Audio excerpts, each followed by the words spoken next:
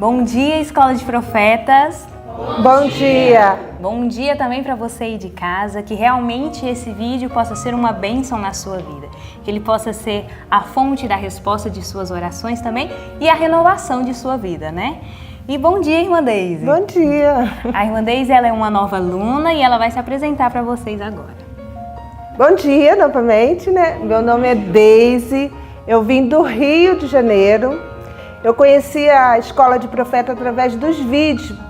No começo desse ano, em janeiro, eu fui passar a virada do ano numa casa, aí eu fiquei com muito tempo lá disponível e comecei a ver a internet e assistir. Quando eu vi, assisti o primeiro vídeo, eu não acreditei. Eu falei, gente, existe esse povo mesmo que vive essa... Aí comecei a assistir e querendo conseguir entrar em contato. Aí eu falei assim, não, mas eu vou primeiro orar. Aí eu orei, Deus me respondeu, eu entrei em contato e hoje estou aqui. Amém. Estou amando e faço um convite que vocês venham também. Venham para cá que a gente está precisando muito de missionários aqui para a obra do Senhor. Amém, amém. E para o nosso dia ficar melhor ainda, nós vamos fazer uma oração nesse momento. Amém?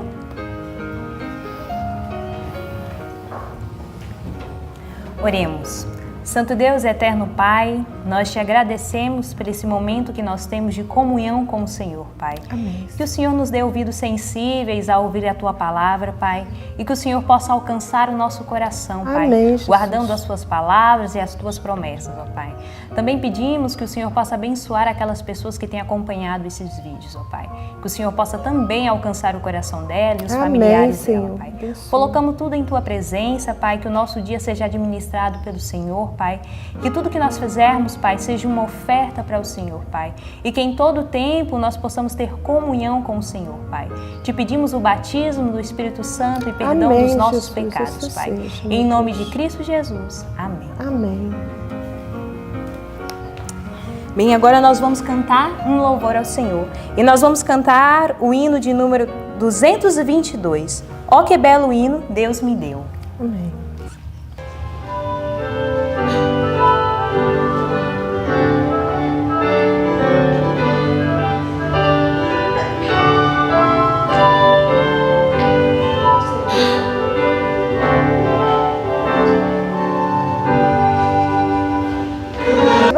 Muito especial da gente gravar o nosso versinho da semana, que está lá em 1 Pedro, capítulo 1, versículo 5, do 5 ao 7.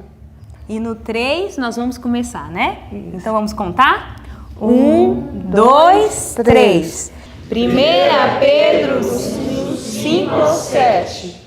Que mediante a fé que estáis guardadas no poder de Deus para a salvação, já prestes para ser revelado no último tempo, em que vós grandemente vos alegrais, ainda que agora importa, sendo necessário que sejais por um tempo conquistados com várias tentações, para que a prova da vossa fé, muito mais preciosa do que o ouro que perece, e é aprovada pelo fogo, que se acha em louvor e honra e glória na revelação de Jesus Cristo. 1 Pedro 1, do 5 ao 7. 1 Pedro 1, do 5 ao 7.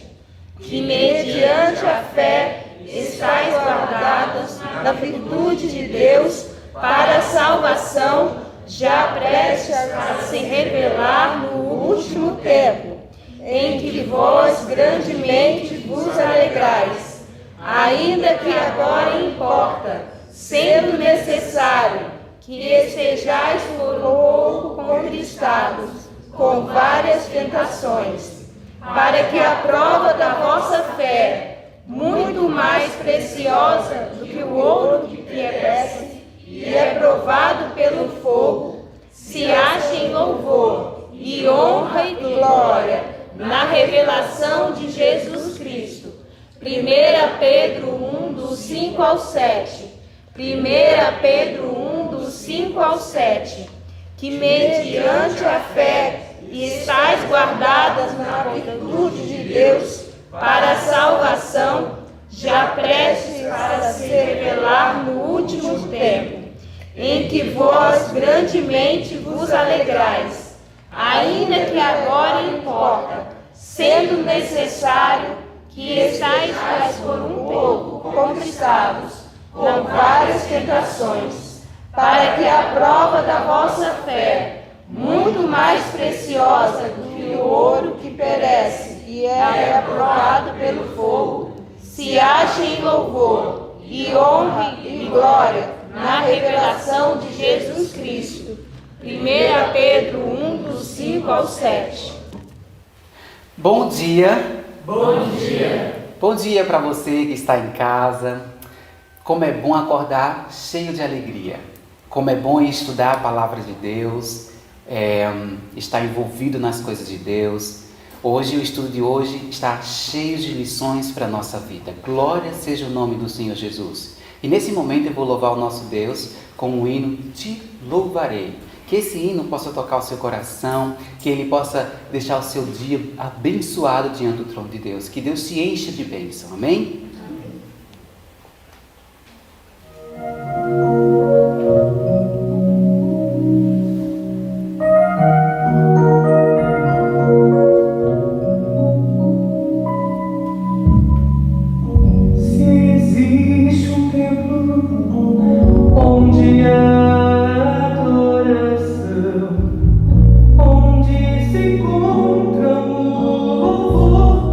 E a perfeição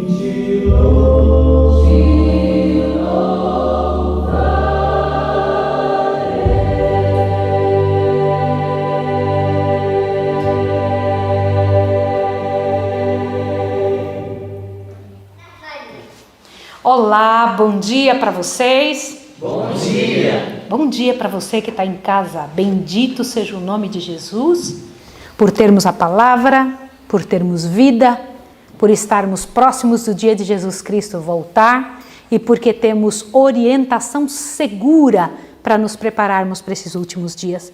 Que privilégio! Você sente esse privilégio? Você tem feito dessas instruções tão detalhadas na sua vida aquilo que o Senhor Deus pensou que deveria ser seu alvo? Do que eu estou falando? Sabe, esse ano de 2021 tem sido decisivo de várias maneiras para a humanidade, mas na sua casa também. Porque tudo que o Senhor Deus quer é que os filhos leiam a palavra, que a estudem completamente, mas a maior parte dos seres humanos da Terra nunca fizeram um ano bíblico. E um ano bíblico junto com o espírito de profecia, mais raro ainda, porque é um ano bíblico explicado, detalhado, com tantas coisas boas que Deus gostaria que estudássemos e aprendêssemos. Veja que chance que estamos tendo. Mas já que você tem esta oportunidade, eu te pergunto, você tem feito deste estudo, desta oportunidade, a tua chance para mudar de vida, a vida da sua casa, feito uma transformação, uma revolução no seu lar, uma entrega completa a Deus? Esses dias eu fiquei sabendo de um homem que leu a Bíblia 99 vezes. Eu achei isso espetacular, eu fiquei pensando, nossa, que prêmio! E quem estava falando isso para mim era a filha desse homem. Eu imagino que coisa boa deve ter sido viver com uma pessoa que leu a Bíblia tantas vezes, né? Quantos detalhes deve ter aprendido. E você tem feito isso? Você, aluno e servo e servidor da Escola de Profetas, tem aproveitado essa chance? Tem feito desses estudos aquilo que o Senhor Deus esperava na sua vida? Pois agora é nossa chance. Abre aí a sua Bíblia no Salmo 33. Quantos detalhes nesse Salmo! E o incrível é que mais uma vez eu tenho que lembrar que o Senhor Deus pegou os pedaços da Bíblia e colocou do Antigo Testamento e colocou em comparação com as palavras e com as parábolas que o Senhor Deus quer do Novo Testamento. Vocês perceberam isso? Vocês perceberam que o Salmo 33 fala exatamente de uma pessoa que não confia em si mesmo, que confia no Senhor, que acredita no Deus eterno, que coloca sua confiança nele, que entende que sua situação é uma situação pequena e que precisa de Deus. Olha só quantos detalhes interessantes deste salmo que nós ouvimos falar, que nós lemos por aí e que são conhecidos na vida normal das pessoas. Diz assim, olha o primeiro verso: regozijai-vos no Senhor, vós justos, pois aos retos, o que diz aí? Convém o louvor. Não é interessante isso? Aqui diz, a palavra de Deus diz que quem é que é reto de vida passa a louvar. Eu vou te fazer uma pergunta, não me responda, responda só para você. Você é uma pessoa que vive louvando? Vive agradecendo a Deus? Ou vive com a cara amarrada, emburrado, triste, acabrunhado em melancolia? Opa, mas hoje nós lemos a respeito disso. Foi ou não foi? Que a pessoa que recebe o Senhor vive em louvor. A pessoa que vive acabrunhada, aqui foi dito que é uma obra satânica em sua própria vida. Uma pessoa que não tem reconhecimento das coisas do céu. Isso me impressionou demais. Vocês viram também no Salmo 33, que aqui é dito claramente que o Senhor Deus falou e as coisas todas apareceram. A única coisa que foi feita pela mão de Deus foi o homem. Saímos das mãos do Criador. O resto ele falou e foi aparecendo. Apareça a porção seca, apareça a chuva, apareça o mar, apareça os animais, apareça tudo. A única coisa que ele fez com sua própria mão foi o ser humano. Interessante isso, né?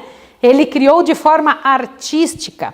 Também comenta aqui que a nação é a bem-aventurada, aquela cujo Deus é o Senhor, no verso 12. Outro verso interessante do Salmo 33 é o 18. Eis que os olhos do Senhor estão sobre quem?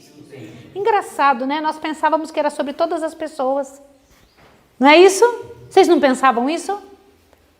Existe um grupo de pessoas que pensam, por pura arrogância e prepotência, que o Senhor Deus vai aceitar qualquer tipo de coisa. E não é assim. Eita, que coisa séria. Deus não age dessa forma. Não é desse jeito que Deus trabalha, não é? O Senhor Deus diz claramente, os olhos deles estão sobre os que o temem e sobre os que esperam na sua misericórdia. E o Salmo 35, muito lindo o Salmo 35. Deixa eu comentar uma coisa com vocês, e eu queria que vocês pensassem muito. Irmãos, vocês sabiam que Deus defende os seus? Sim ou não? Sim. Quanta convicção vocês têm que Deus defende os seus? Bora, eu queria que vocês falassem. Eu vou falar uma coisa muito séria agora. Respondam. Você tem convicção que Deus defende os seus? Defende aqueles que vão até Ele e pedem, por favor, Senhor, me ajude contra essa pessoa. Me ajude, por favor. Eu preciso de ajuda porque essa pessoa tem feito tal e tal coisa comigo. Vocês acham que Deus defende? Sim. Com certeza. Agora, para Deus defender você, Ele tem que fazer o quê com quem está lhe incomodando? Eu sei que você tem uma mente muito romântica, você deve estar pensando que o Senhor Deus vai lá dar uns beijinhos nele também. É assim? Bora, pensa aí. Como é que Deus age? Preciso que vocês compreendam uma coisa muito séria. Ai daquele que se levanta contra um servo do Senhor. Ai daquele. Ai daquele. Porque o Senhor Deus o defende. Quem faz do Senhor a sua força é o Senhor que defende-o de todas as situações ruins. É isso que diz o Salmo 35. O Salmo 35 diz que o Senhor Deus é que pleiteia as nossas guerras. Diz que Ele vai à frente. Ele faz aquilo que nós nem sonhamos. Ai daquela pessoa que não entende que existe um Deus no céu a favor daqueles que lhe tomam o nome. Isso é coisa muito séria. Em Lucas, no entanto, nós encontramos lá no livro de Lucas uma das parábolas mais sérias do Senhor, Lucas capítulo 18, do verso 9 ao verso 14, que encerra tanta informação. Deixa eu fazer uma pergunta para vocês aqui, antes de explanar a parábola. Todo mundo sabe a parábola do publicano e do fariseu. Que situação, que triste esta posição. O publicano e o fariseu. Um chegou, todos vieram para adorar, os dois vieram para adorar. E, no entanto, ao entrar ali, um deles dizia, até esquivando-se do outro, Senhor, eu te dou graças porque eu não sou que nem esse miserável que está aqui, que nem esse... Nossa, que terrível ficar perto daquele homem, né? Então ele se comparou desse jeito e então ele disse, Senhor, eu dou as minhas esmolas, eu vivo desse jeito, eu até jejuo, eu faço tanta coisa, Senhor, obrigada pelo que o Senhor tem feito comigo. Ai, Senhor, obrigada.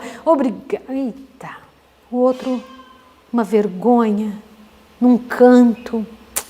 Senhor, tem misericórdia de mim, porque eu sou pecador. Irmãos, uma frase nesta parábola sempre me chamou a atenção de forma especial e eu vou querer comentar sobre isso hoje. No entanto, antes disso, eu tenho uma pergunta para fazer para você. Por favor, que todo mundo agora nem respire. Antes disso, eu tenho uma pergunta a fazer para vocês muito séria, que ninguém nem respire agora para me responder isso. Por que Lúcifer, morando no céu, tendo por pai o próprio Deus, irmão de Jesus Cristo, rodeado de anjos, em um lugar de completa paz, sem nenhum bichinho, nenhuma chateação, sem nenhum pecado, e ainda assim se perdeu? Quem sabe me dizer? Por quê?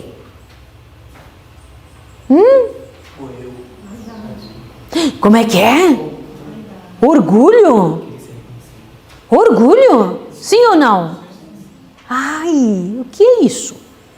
Deixa eu comentar outra coisa. Por que uma pessoa frequenta os cultos, faz orações, trabalha na obra, envolve-se e cumpre os ritos da igreja e ainda assim se sente infrutífero? Você já viu gente que fala bem assim, nada acontece comigo. Aqui dentro eu me sinto mal. Faz tudo, está envolvido, está dentro da igreja, não sei o quê, mas aqui dentro, quando vocês acabam ficando sabendo, já viram pessoas assim, que de repente você fica sabendo que saíram da igreja, fizeram coisas horríveis, se envolveram numa miséria sem fim e eram tão santos. Já viram gente assim? Sim ou não? E que de repente, pumba, quando você vê, sumiu da igreja. Já viram gente assim ou não? Já? O que acontece? Pessoas que fazem o que é certo, fazer. Pessoas que vivem dentro de uma caixa de atitudes, mas que de repente parece que sai daquele pedestal e muda de vida. Deixa eu comentar uma coisa com você. Eu, quando li estas parábolas, essa parábola especialmente, me impressionou um detalhe. Vamos ler lá em Lucas 18, veja um detalhe. E disse também essa parábola a uns que confiavam em si mesmos, crendo que eram justos e desprezavam os outros. A quem foi mandada essa parábola? Engraçado, a maior parte das parábolas era para todo mundo. Essa era para quem? Os que se achavam melhores do que os outros, que confiavam muito em si mesmos. Verso 10. 2 homens subiram ao templo, agora que é a parábola, né? A orar, um fariseu e outro publicano. O fariseu, estando em pé, orava de si para si mesmo. Essa é a parte que mais me impressiona em toda a parábola. O resto da parábola eu sei que você conhece. O que é orar de si para si mesmo? Um monólogo. O que é isso? Um monólogo. Tá, mas o que é isso? Tem que explicar.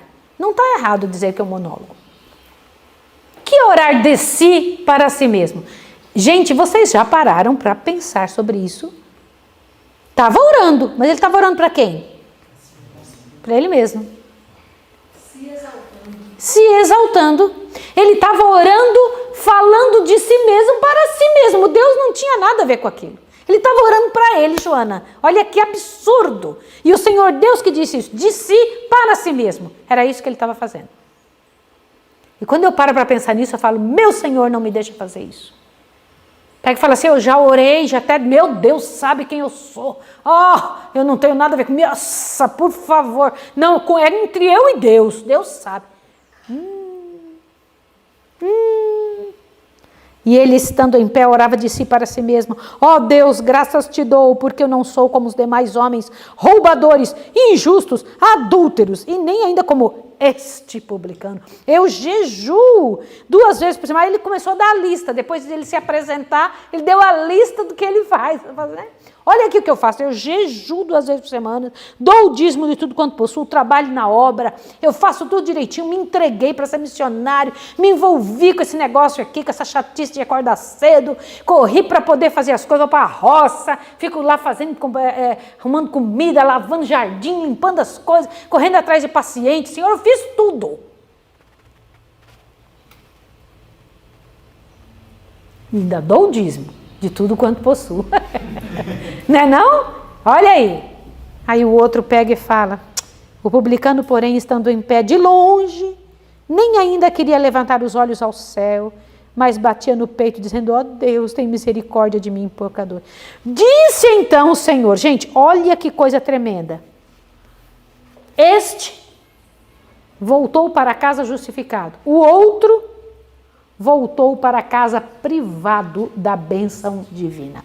Gente, para mim, isso é uma das coisas mais duras e terríveis que pode acontecer com alguém que pensa que está... Bom, os 2 estavam na igreja certa? Sim ou não? Os 2 eram adoradores, sim ou não? Sim. Com uma pessoa que pensa que está fazendo certo, mesmo dentro do certo, estando fazendo errado. Era o caso de Caim e Abel? Sim. Aqui a lição de hoje, Deus nos 2 exemplos interessantes. Diz que esses grupos de adoradores, o fariseu e o publicano, representam os 2 grandes grupos em que se dividem os adoradores de Deus. Caim e Abel. Um chegou dizendo assim, isso daqui é o que eu vou te dar e acabou. É o melhor que eu consigo de mim mesmo. Quanto que valia, Caim? 0, Caim. Não vale nada e você vai acabar matando outros. Daqui a pouco você fica com tanta raiva de si que você vai matar outra pessoa, Caim. Essa é a verdade, Caim. Você tem que pensar sobre isso. Não como Abel, que foi lá e fez exatamente o que Deus pediu. Bem-aventurados os pobres de espírito, porque deles é o reino do céu. Olha, eu vou comentar. A palavra do Senhor aqui, ao comentar, no Espírito de Profecia, comenta sobre Pedro.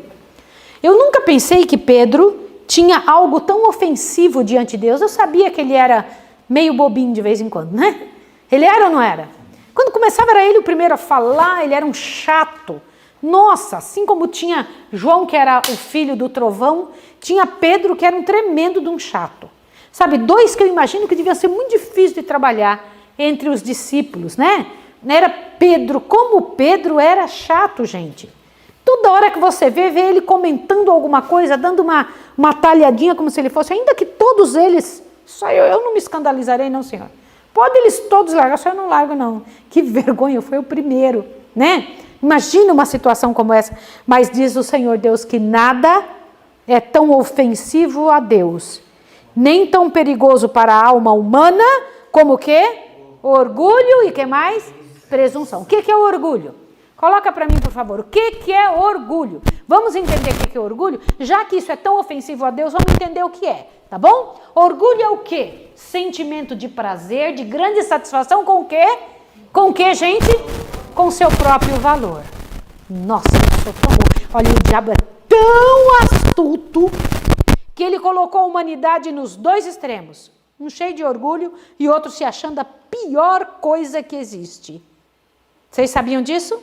Que aquelas pessoas que se acham super diminuídas com a autoestima no zero e outras que um orgulho lá na estratosfera. Ele dividiu a humanidade nessas duas coisas. Então, é sentimento de prazer, de grande satisfação com o próprio valor, com a própria honra. Sabe aquelas pessoas que dizem assim, não, eu não merecia isso não, me respeite ou você vai ver uma coisa. Vocês já viram isso? Vocês já viram essa frase boba? É assim que as pessoas fazem, o orgulhoso diz assim. Não para pensar no outro, né? De todos os pecados é o que menos esperança incute e é o menos olha o que diz, é o mais irremediável. Quando você vê, você já sabe, isso aí, a possibilidade de sarar é quase zero, de um pecado dessa natureza. Que triste. Diz que a queda de Pedro não foi de uma hora para outra, foi o quê? Gradual. O que é isso? Um pouquinho hoje. Posso comentar uma coisa com vocês? Vamos abrir bem os ouvidos? Quando a Bíblia diz assim, não deixe crescer raiz de amargura. Por que ele diz isso? Porque hoje em dia uma coisinha assim, Zé fala, vou deixar passar. Pois é outra coisa, ai, deixa passar. Ai, deixa passar. Ai, se eu te pego, eu te mato. Vocês já viram essa? Já viram ou não? Já. Pecado de Pedro foi gradual. Era necessário que Pedro conhecesse seus próprios defeitos de caráter e a necessidade de receber Cristo, poder de graça. O Senhor não podia livrá-lo da tentação, mas sim salvá-lo da derrota. Isso aqui é muito sério. Foi pela presunção que Pedro caiu. O que é presunção? Ele era um orgulhoso, mas era também um presunçoso. O que é presunçoso? Vamos lá, olha o que é presunção. Vamos lá, o que é presunção? Opinião muito boa que alguém tem sobre si mesmo, uma arrogância. Como assim? Vocês já viram aquela pessoa que diz assim, eu entendo, Deus pode não querer, mas comigo vai dar certo. Quantos de vocês já ouviram falar isso? O nome disso é presunção. Presunção também é quando a gente pega e fala bem assim, ó, eu sei que eu não devo fazer tal coisa, mas eu vou fazer e Deus vai ser comigo. Quantos de vocês já ouviram falar isso? Sabe que não tem que fazer tal coisa, mas fala, mas eu vou fazer e pronto. Foi o que o diabo fez. Pagou o preço, não pagou? Pela desgraça, pagou ou não pagou? Isso é presunção. Que sofrimento. Orgulho e presunção, né? Que situação. Mas o Senhor Deus cuidou de Pedro quando Pedro se arrependeu? Sim. Cuidou. E depois ainda disse uma frase que eu fico tão impressionada com relação a Pedro, né? O Senhor Deus, quando encontrou lá as mulheres, disse para elas lá, né? Olha, ide e dizei aos seus discípulos. O anjo, né, diz, ide dizer a seus discípulos e a Pedro que ele vai adiante de vós para a Galileia. Então, diz para todos eles, diz também para Pedro, só para dizer, olha, Pedro não está perdido, né? Ele se arrependeu de verdade, que coisa tremenda, né? Que coisa tremenda. Deus vai deixar algum suplicante arrependido sem ajuda? Nunca, Deus nunca vai deixar. Há esperança para os orgulhosos que se arrependem, há esperança para os presunçosos que se arrependem, aleluia. Agora veja que tremenda essa frase, pega aí no seu livro, na página 157, que começa assim, em todo poderio satânico. Gente, queria que vocês gravassem essa parte, aleluia, que isso sirva de ajuda durante toda essa semana. Olha o que diz aqui, em todo poderio satânico não há força para vencer uma única alma que se rende, quem mais?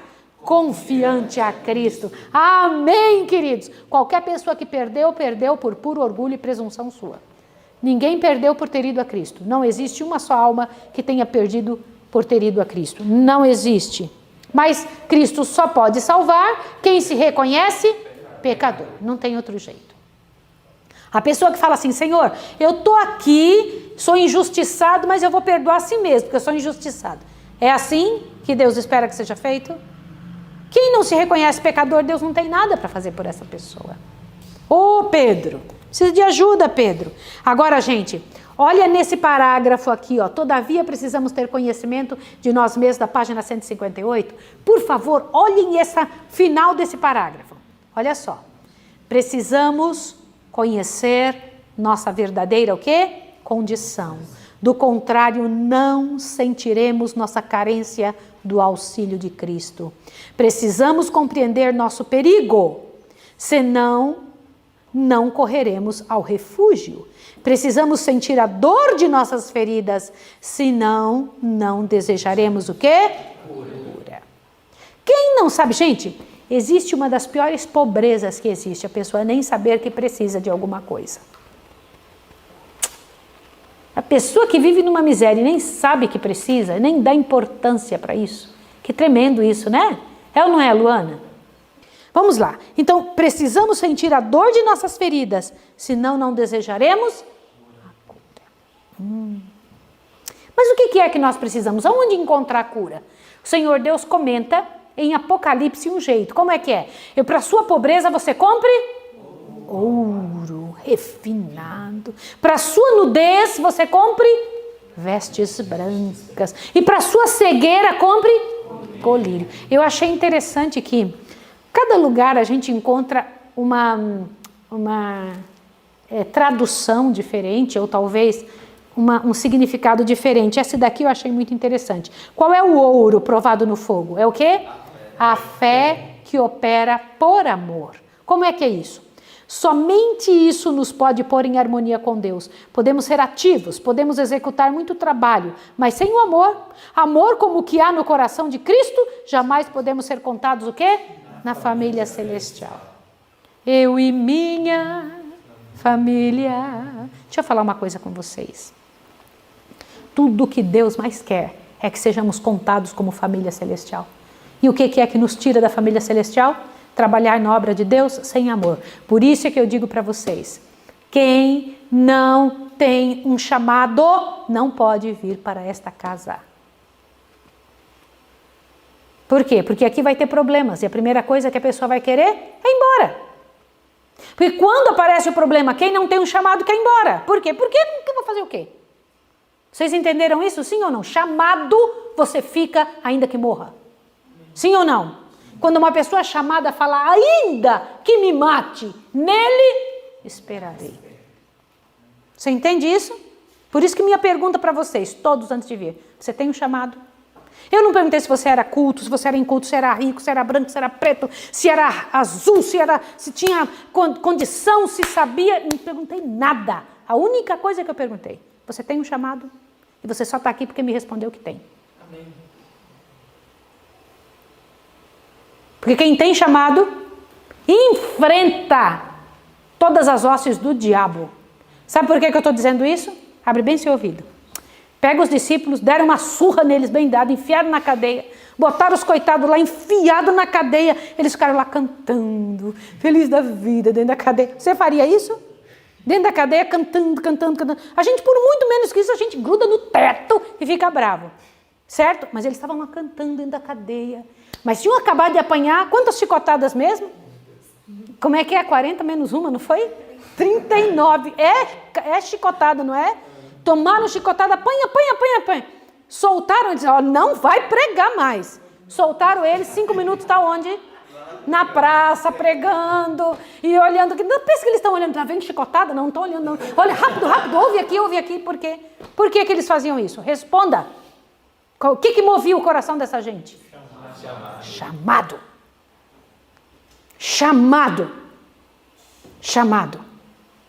Quem vem para o reino de Deus pelo chamado, aguenta qualquer coisa. Yes, aleluia. Gosto disso. Vocês gostam disso ou não gostam? Eu gosto. É isso aqui que eu acho que é o certo. Bendito seja o Senhor. E então, nenhuma cerimônia externa de capacidade, de poder, pode fazer alguém apto para o reino. Não adianta falar, mas eu faço tal coisa, eu sou tão bom nisso. Não adianta, para Deus é nada. Se você não cair diante do Senhor, não cair diante da rocha, não cair diante dele e pedir, Senhor, me converta. Por isso, uma das razões do nosso jejum e oração. Me converta, Senhor, me converta. Porque quem é convertido, aleluia, vai entender que não é nada e vai correr para Deus e vai dizer assim, Senhor, vai lá na página 159, na metade do parágrafo, como é que resolve coração ruim? Gente, todo mundo pega seu livro, não deixa não. Todo mundo com o livro na mão e decora essa parte. Vamos decorar? Olha lá, Senhor, toma meu coração, pois não o posso dar. Gente, eu queria ver todo mundo falando juntos, na página 159. Lá no parágrafo começa, nenhuma cerimônia exterior pode substituir a simples fé e a renúncia completa do eu. Acharam? Tá, então no final dela, mais ou menos no meio, você encontra, Senhor, toma meu coração. Achou, Marisa? Vou esperar todo mundo achar, bora. Quando todo mundo achar, me diga aí. Você que está em casa, procura no seu... Você tem que decorar isso também, tá certo? Todos nós vamos achar, todos nós vamos decorar. E eu quero ver agora um tremendo de um coral falando isso bem alto. Bora? 1, 2, 3. Senhor, toma meu coração, pois não o posso dar. É tua propriedade, conserva-o puro, pois não posso conservá-lo para ti. Salva-me a despeito de mim mesmo, tão fraco e tão dessemelhante de Cristo. Molda-me, forma-me e eleva-me a uma atmosfera pura e santa, onde a rica corrente de teu amor possa fluir por toda a minha alma. Amém! Esse não é um grande pedido? Sim ou não? Que coisa tremenda isso, né? Que coisa linda, que coisa linda. Gente, nenhum dos apóstolos se achavam santos. Sim ou não? Isso é uma coisa só desses grupos separatistas. Esses grupos separatistas, né, se acham santos e correm de nós. Já notaram isso? Saem do meio do povo de Deus porque se acham santos. Quem que são os pecadores miseráveis? Nós. Olha aí a parábola do fariseu e do publicano. Não vou à igreja porque lá cantam hinos ruins. Não, eu não vou à igreja porque lá aquele povo com aquela saia horrível. Não foi assim que Jesus agiu. Ele viu que a gente estava podre, ele fugiu, foi embora, some de lá. Ele fez isso com a gente? O que ele fez? Ele veio. Ele esteve entre nós, ele viveu na miséria humana. Quer que eu te diga uma coisa? Ele não se contaminou com o errado, mas ele viveu no meio do povo do Senhor, no meio do povo que precisava de ajuda. Porque quem é que precisa de ajuda? São os doentes que precisam de médico. Não são. Nenhum dos apóstolos e profetas jamais pretendeu estar isento de pecados. Se devemos gloriar, nos devemos gloriar somente em Cristo. O que devemos temer? Temer nosso eu, temer nossa cabeça, temer nossa vontade, temer nosso sentido. Toda vez que você se achar injustiçado, tema você mesmo. Ouviu isso? Na hora que começar o diabo jogar na sua cabeça, nossa, fui injustiçado, fica com dó de você. Na hora que você começar com isso, corra para Deus e fala, Senhor, me converta. Combinado? Sim ou não? Sim. Outra coisa, precisamos evitar tudo que estimule o orgulho. Vocês viram o que é que disse aqui sobre elogio? Sim. Nem fazer elogio, nem ficar felizão, né? Por receber, oba, saia. E se a gente não reconhece o que uma outra pessoa faz, a pessoa fica triste. O Senhor Deus disse que nada pode ser mais usado por Satanás do que o elogio. Que miséria. Não só o elogio, mas também ficar massacrando quem está errado. Vocês notaram isso? Sim. Diz que Satanás ama isso, viu? Pessoas, outra coisa, vocês viram o negócio de pessoas de cara ruim? Viram ou não viram? Pronto, então agora vamos treinar. Bora? Ninguém assim. Quero ver vocês com cara boa. Sim ou não? Bora, todo mundo sorrindo aí. Bora, quero ver agora. É isso mesmo. Se não sorrir, vou ler. Vamos ler juntos. Bora, pega aí. A vida em quem é acariciado. Vamos lá. Acharam o parágrafo? Página 162. Rapidinho, rapidinho. Gente, na verdade, de todo o capítulo, essa é a parte principal. Por quê? Olha o que diz aqui. A vida em que é acariciado o temor do Senhor, não será uma vida de tristeza e melancolia. O que é tristeza e melancolia? Ai, como é terrível você viver do lado de uma pessoa triste e melancólica. É ou não é? Continua agora, ó. É a ausência de Cristo que torna triste a fisionomia. Vocês ouviram isso? Sim ou não? O que nós temos que falar? Olha, incrível, gente. Preciso contar uma coisa para vocês. Eu quero tanto que vocês entendam o que eu vou falar.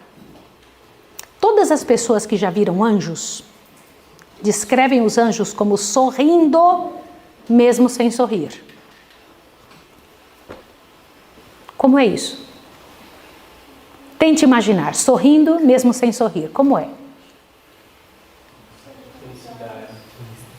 Como é que é o rosto? Tenta fazer no seu rosto aí. Bora. Deixa eu botar o óculos para ver se vocês estão fazendo. Como é que é sorrir sem sorrir? Um rosto de paz. Isso mesmo, meu filho. Olha lá, um rosto de paz. Isso mesmo, Carolzinha. Isso, vai lá. Isso, Léo. Léo tá assim. Mas o Léo vive rindo, né? Vai lá. Gente, pensa, como é sorrir sem sorrir? Como é? Por que isso? Uma vez eu estava passando pela época mais dura da minha vida. A época mais triste que se pode imaginar. Foi uma dor em cima de outra dor. Eu perdi toda a minha família e meus filhos. Perdi tudo. Fiquei sem nada. E eu estava dirigindo para ir para Curitiba. Gravar o hino Pai Nosso do meu segundo CD.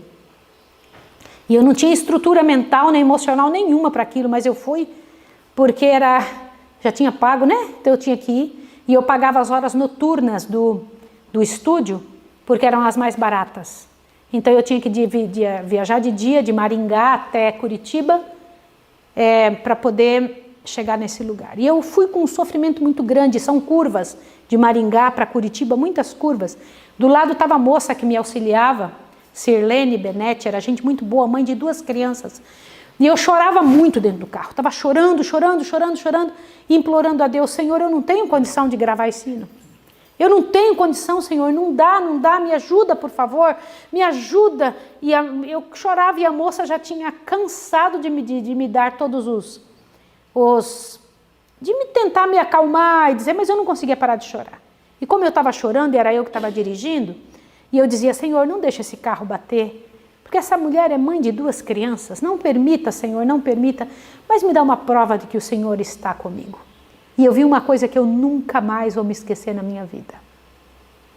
Eu estava chorando dentro daquele carro, e como se uma mão colocasse a mão no meu rosto enquanto eu dirigia, torceu o meu rosto para cá e voltou de novo em questão de milésimos de segundo. E eu vi um anjo voando aqui fora do carro. E ele estava olhando para dentro do carro. Ele estava olhando com o rosto sorrindo, sem sorrir. E eu senti aquela coisa maravilhosa. Eu olhei de novo, não vi mais nada. E eu parei de chorar no mesmo minuto. E a moça que estava do meu lado disse assim, o que aconteceu aqui? Eu falei, por quê? Ela falou assim, alguma coisa aconteceu comigo. Ela falou, eu falei, eu acabei de ver um anjo nesse minuto. Nesse minuto eu acabei de ver um anjo. Aí eu fui louvando durante todo o resto da estrada. E naquela noite eu gravei o hino Pai Nosso do meu segundo CD. O que é um rosto sorrindo? A pessoa que tem o Senhor mostra isso no rosto. Se você ainda não tem isso, treina. Pede a Deus, Senhor, não deixa meu rosto parecer melancólico, chateado, triste e desanimado. Por quê? Porque o Senhor Deus não aceita esse tipo de situação. É a ausência de Cristo que torna triste a fisionomia. E a vida uma peregrinação de gemidos. Quem muito se considera e está cheio de amor próprio, não sente a necessidade de união vital e pessoal com Cristo. Melancolia e sombra é o que sobra dessas pessoas. Melancolia e sombra. Mas Cristo habitando na alma é fonte de quê? De alegria. Aleluia, senhores. É fonte de alegria. Puxa, que coisa linda. E o Senhor Deus diz, isso é uma promessa dele, que ele vem, ele habita lá no lugar alto e sublime, mas ele vem para cuidar do coração do contrito e enchê-lo de alegria. Isso é promessa de Deus. Se você não tem alegria, tem alguma coisa, porque Deus prometeu. Ele disse: eu vim para vivificar o coração dos contritos. Vivificar o coração dos contritos. Então peça a Deus: Senhor, muda meu semblante, me ajude a ter um semblante alegre e feliz. Um coração de quem sorri sem precisar sorrir. Agora, o que Deus promete? Que aquele que se entrega a Ele, que põe de parte o orgulho e a presunção, que corre para Deus e pede: Senhor, encha minha alma, o que Ele pede? Ele diz que nós teríamos uma posição ainda maior do que os anjos que nunca caíram. Como? Vocês leram isso? Então vamos ler juntos? Você que está em casa, antes de nós orarmos com você, eu quero que encha seu coração com essa promessa. Página 163 do Parábolas de Jesus diz assim, na metade do primeiro parágrafo diz: grande como seja a vergonha e a degeneração pelo pecado. Acharam isso? Acharam, queridos? Olha que coisa linda. Grande como seja a vergonha e degeneração pelo pecado, ainda maior será a honra e a exaltação pelo amor redentor. Amém, senhores? Aos seres humanos que lutam por conformidade com a imagem divina, será concedido um suprimento do tesouro celeste, uma excelência de poder que os colocarão como? Acima dos próprios anjos que jamais caíram. Aleluia! Vocês querem isso para a vida de vocês? É o que eu quero para a minha vida. É o que o Senhor Deus quer para você. Ninguém acabronhado, triste, com carinha ruim. Olha, gente, orgulho não serve para nada, a não ser para nos humilhar e fazer vergonha. Não adianta, não é isso que o Senhor Deus espera. A hora agora é de, em nome de Jesus, cairmos de joelhos e dizer: meu Deus, toma minha vida porque eu não posso dar. Toma meu coração, torna-o propriedade sua. Toma-o a despeito de mim mesmo, torna-o puro e limpo, a despeito de mim. Olha que coisa tremenda. Quero que você que está em casa confie no teu Redentor. Faça a troca. Não deixe entulho na sua vida. Encha seu coração de bênção e poder, de alegria, de honra. Peça a Deus: Senhor, me faça um chamado e aceite. Quando Deus fizer, aceite. Que o Senhor Deus te fortaleça, encha você de coragem e de força. E que, como aquele publicano, possamos ir diante do Senhor, não como fariseu, como publicano, dizer: Senhor, toma meu coração, pois eu não o posso dar. Vamos orar, querida? Vamos lá? Está aqui no seu coração, meu puro coração. Então, meu amor, seu puro coração. Põe a mão da mamãe, assim. porque você é minha filha. Eu sou sua filha, né? Então tá bom. Vamos lá, vamos com a mamãe. Eu oro e depois a mamãe ora. Tá bom, então ora você. Minha filha. Isso, meu amor. Ora pra Papai do céu, obrigada peço um dia, porque hoje é tarde, em nome de Jesus, amém. Senhor, que bom, Senhor, poder estar aqui com a Rebeca, com os meus irmãos, com as pessoas que estão nos ouvindo. Obrigada por essas lições tão boas e obrigada porque o Senhor está com um coração que te busca. O Senhor nos enche de alegria e pode fazer toda essa transformação em nós. Obrigada por esse dia de vigília que tivemos. Obrigada, Senhor, por teu cuidado, por tua misericórdia, por sua bondade. Obrigada por trocar, Senhor Deus, nossa natureza. É o que nós te pedimos. Ajuda-nos, Pai, e não permita que Satanás faça em nós a obra que ele tem pensado em fazer, que é nos destruir, tirar nossa chance. Assim como ele perdeu, Senhor, não nos deixe perder. Em nome do Senhor Jesus. Amém.